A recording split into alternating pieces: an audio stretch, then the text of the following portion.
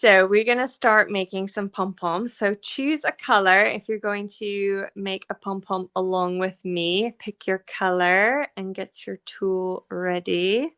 I think, to see what colors I'd be making a lot lately. I figure by the end of all these workshops, I'll have enough pom-poms for a garland. So I've been like strategically picking which colors I use. So maybe I'll go for blue today for the first one. So, my best tip for wrapping your yarn is to find both ends of your ball of yarn. So here, I just cut that bit off because I couldn't find the other end. But every ball of yarn will have a beginning and end. Usually one of them is hiding inside the middle, so sometimes you have to dig around for it. But if you wrap two strands at the same time, it is so much quicker than just wrapping one, and then your arm doesn't get as tired. So we're going to go with that one. So once you have your two ends, you can just pop them in the notch. So the notches on the loom tool are to hold your yarn so that you don't have to hold it, and it makes it really easy to just wrap. So give yourself a little bit of slack and you wrap your yarn around the tool. Just like this. I don't typically count how many times I'm wrapping around unless I'm doing something like a pair of earrings or something, or like a garland where I want all the pom-poms to be the same size, then I would count. But it's usually around 100. So that's actually just 50 rotations because I'm doubling the yarn. So I just wrap it. If I'm doing just one-off pom-poms, I just do it by eye. When I have a big fat bundle, I know I've wrapped enough. So just keep wrapping around.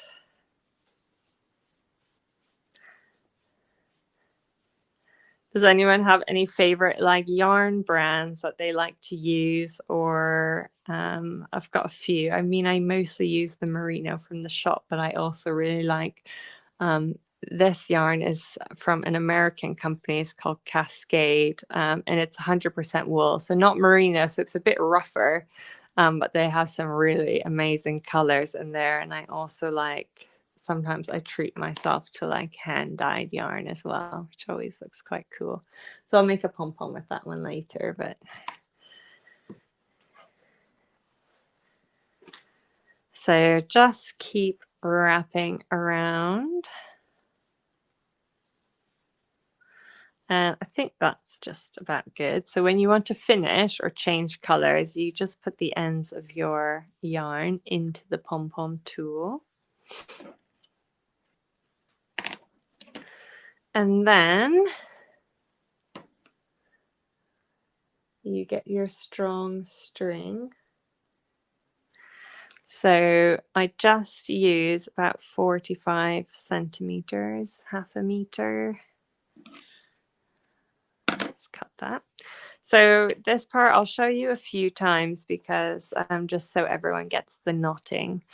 So you want to make sure you have like a little gap at the end of your tool so you can get the string in there. So this is the double overhand knot. So what you do is you just put your string through that hole. And you're going to wrap it once all the way around.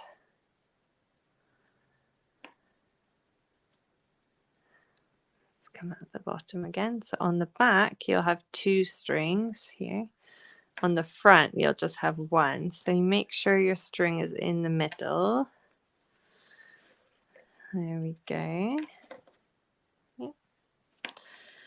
And then this is the double overhand knot. So it's just like how you would tie your shoes, left over right. But you're going to wrap it one extra time, left over right again, and pull that. So you can see, like, if you just did a regular left over right knot, it wouldn't hold as well. So it bounces back a little bit, but you're going to get a much better like hold with that extra wrap. So I just tighten it a little bit and then I slide it off the tool. and then I pull it tight the rest of the way. So I pull it tight, put my finger there, and then I just close it by doing the single knot, the left over right. And this, I find, gets the like tightest knot. So when you squeeze the middle of your pom-pom, it should be really, really tight and hard, like not much room for the yarn to move around. And then just for like safety, it's never happened, but you never know. I separate my yarn and pull it to the other side, and then I just do a regular double knot. Just in case like one knot comes apart or something. I'll do an extra one. Someone once told me that they use dental floss to tie the center of their pom-poms. So if you're like, I don't have strong string or embroidery floss, you could try that, mostly because it's waxed, so it holds the knot really well. But I was like, well, that's maybe one good way to get like minty pom-poms. But I thought, well, whatever works, basically. I don't use yarn to tie the middle because the yarn like stretches over time, and or like breaks if you pull it too hard. So I don't ever use them like that. Another little tip is if you're doing really big pom-poms, or if you find like you're pulling the string too tight and it snaps, you can just double up your string and it'll be a lot stronger. So like embroidery floss is stronger than this. So you could try that as well, but sometimes I double the string and do it with 2 strings, especially if I'm using like the XL tool. So that's my little tip about the string. So once you have your little like donut bundle here, you can use your scissors and you want to cut all the loops. So you just cut this open like this.